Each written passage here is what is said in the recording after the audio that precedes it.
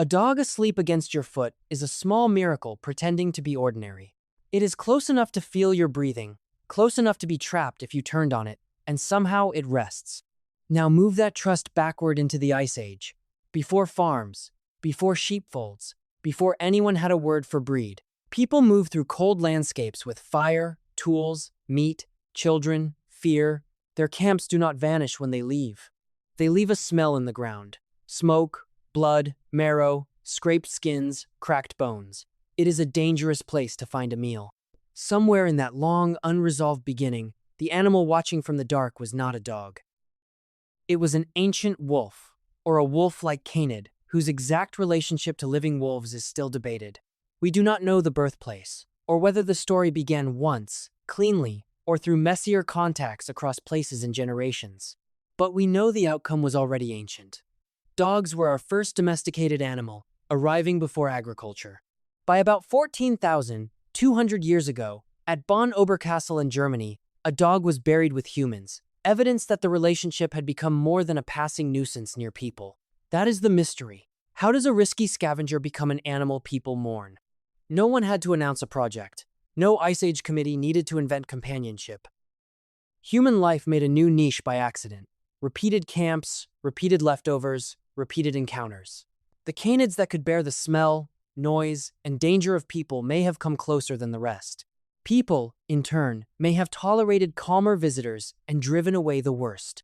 Long before the leash, there was distance management. One animal learning how near was near enough, one species leaving dinner behind, and evolution noticing.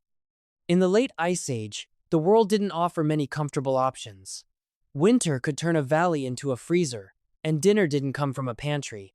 It came from something huge, heavy, and dangerous pulled down with stone points, stamina, and teamwork. And here's the problem. Humans weren't the only ones living that way. Across much of Eurasia, wolves or wolf-like canids that looked and behaved a lot like them were running the same math. Find big prey, work as a group, spend as little energy as possible, stay warm, raise young fast enough to outrun starvation. So, when people stopped for the night, they didn't just make a home, they accidentally made a beacon. A camp leaves a signature on the land: trampled grass, smoke on the wind, grease on stones, and the bright, unmistakable smell of meat. After a kill, there are also leftovers that humans can't fully use in the moment. Skins, cartilage, smashed marrow bones, scraps dropped in the dirt, and parts that are simply too risky to defend from every scavenger in the dark. To a hungry predator, that's not trash. That's a new ecosystem. A little island of calories that appears again and again wherever humans travel. But it's an ecosystem with teeth. Come too close, and you get a spear in the ribs. Linger at the wrong moment, and you bring disease, conflict, noise, maybe other predators right to the sleeping circle. The edge of the firelight is a border crossing, and mistakes are paid for in blood. Still, one theory suggests that some canids kept trying, because the reward was high enough. Not the boldest, not the fiercest, just the ones with nerves steady enough to hover near humans without turning every encounter into a fight. And that brings us back to the contradiction. Humans didn't set out to tame an apex predator. They were barely surviving beside one. Yet, without meaning to, they were building a world that quietly rewarded the very trait they feared most: nerve. Not the kind that charges, the kind that waits, watches, and inches closer. A human camp in the Ice Age wasn't just a group of people. It was a new kind of landscape. There was the ring of light, the smell of smoke, the trampled snow, the steady churn of footsteps. There were bones cracked for marrow, strips of fat, scraps dropped in the dark, and carcasses that couldn't be carried any farther. Even the waste had value. In a winter where calories were everything, this was an oasis made by accident. And around that oasis, the wild canids didn't all face the same test. The fast and ferocious wolf might win a chase on the open plain, but the camp edge was different. Here, success wasn't about speed, it was about nerves. A fearful animal bolts too soon and loses the food. An aggressive animal pushes too hard and gets a spear, a stone, or a roaring wall of humans. The winners are the ones balanced in the narrow middle, curious enough to approach, cautious enough to keep the peace. That is the strange part. Domestication, at first, can look less like humans choosing animals and more like a sorting machine that runs every night. The camp doesn't care about your jaw strength. It filters for temperament. And once a few of those calmer wolves or wolf-like canids start lingering, a feedback loop can begin. They learn the rhythms of people, when to keep distance, when it's safe to creep in. Humans, meanwhile, learn their faces and habits. This one hangs back. This one doesn't lunge. This one warns with a bark or a low growl when something else moves beyond the firelight. No contracts. No plan. Just tiny decisions repeated until they harden into tradition. People don't have to invent a new species to shape it. They only have to tolerate one animal and punish another. Feed one by accident and drive off its rival. Let the calm one breed near you, while the hot-tempered one never gets the chance. Over many generations, behavior can shift before bones and bodies do. The first big change may have been inside the skull. Less hair-trigger fear, more attention to humans, more willingness to live in our gravitational pull. And this brings us back to that contradiction. The animal we celebrate for loyalty may have started as a clever opportunist, one that discovered the safest hunting strategy was not chasing prey, but surviving people. Once fear drops, everything else can change.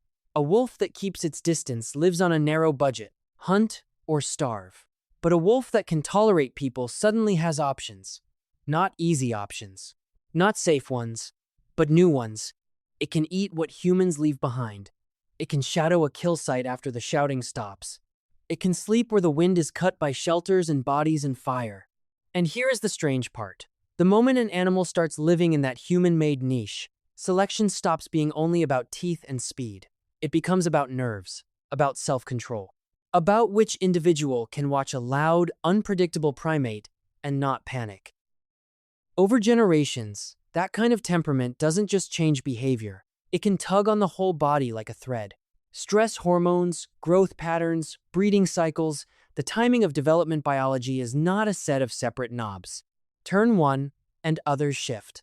Then communication begins to change. A canid that survives near people benefits from noticing tiny signals. A head turn, a hand movement, a glance toward food, a change in tone.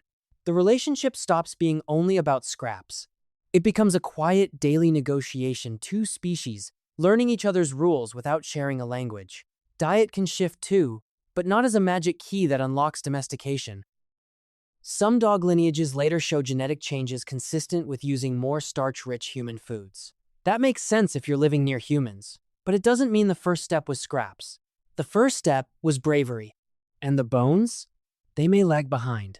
Early on, an animal can still look very wolf-like while already living a different life, like a traveler wearing the same coat but walking a new road. This brings us back to the contradiction. The best friend story may begin with a creature that didn't pledge loyalty at all. It simply learned how to live close to danger and discovered that the danger sometimes fed you, warmed you, and slowly started to recognize you. If this whole relationship started with wolves haunting the edges of our meals, there's a question that refuses to go away. Why would anyone bury one? In Western Germany, at a place now called Bonn Oberkassel, archaeologists found a grave dating to around 14,200 years ago. 2 humans were laid to rest there, and with them, a dog. Not a tossed-away carcass, not a pelt. A body placed deliberately in the same ground, as if it belonged inside the circle. That single choice changes the mood of the story. Scavenging can explain a shadow at the edge of a firelight. It can explain a bolder wolf coming back night after night, learning the schedule of hunters, learning which humans throw stones and which don't. But a burial hints at something heavier, familiarity, maybe even grief, and it suggests time. Because you don't usually mourn a stranger you met yesterday. You mourn a creature that has shared your weather, your hunger, your dangerous walks between camps. A creature that has been close enough for long enough to become part of the us. This does not tell us exactly where dogs began, or the precise moment a wolf's life bent toward ours. It doesn't even prove that every early dog story leads back to that one place. But it does prove that by then, the relationship could be intimate. Here is the strange part. By about 11,000 years ago, ancient DNA already shows dogs were genetically diverse, spread across multiple regions, like branches that had been growing for a while. So whatever the first step was, camp-edge opportunists, adopted pups, some mix of both, it must have started earlier, and it must have been messy. Not a single invention, but a slow, mutual leaning in. A grave, is like a bookmark. It doesn't tell you how the story began. It tells you that, by that page, the characters already cared. If dogs are so familiar, why can't science point to one birthplace and one clean moment where wolf became dog? Because the evidence doesn't behave. Start with bones. Early dogs weren't toy-sized pets with curled tails. They were canids living close to people, and their skeletons can look uncomfortably wolfish. A slightly shorter snout here, a tooth that's a bit crowded there. Those are clues, not signatures. And those clues can be blurred by diet, by age, by health, by simple variation inside any wild population. So when a very old skull turns up, arguments begin. Early dog, odd wolf, or an extinct wolf relative that left no living descendants. Now add geography. Hunter-gatherers and wolves overlapped across huge stretches of Eurasia, moving with seasons, herds, and weather. That means the first almost dogs could have emerged in more than one place, or in one place and then mixed with other wolf groups as people traveled. Scientists still debate which story best fits the genetic patterns. And here is the strange part. Even after dogs began to diverge, they didn't slam the door behind them. Dogs and wolves kept interbreeding. That gene flow is like pouring two inks into the same stream later on. You can see the colors, but you can't always tell where one ended and the other began. So no, dogs didn't pop out of modern gray wolves in a single, tidy split. No, it wasn't an instant makeover from predator to plush companion. And while the camp-edge scavenger idea makes sense, it isn't a proven one-note origin story, because relationships can begin in more than one way.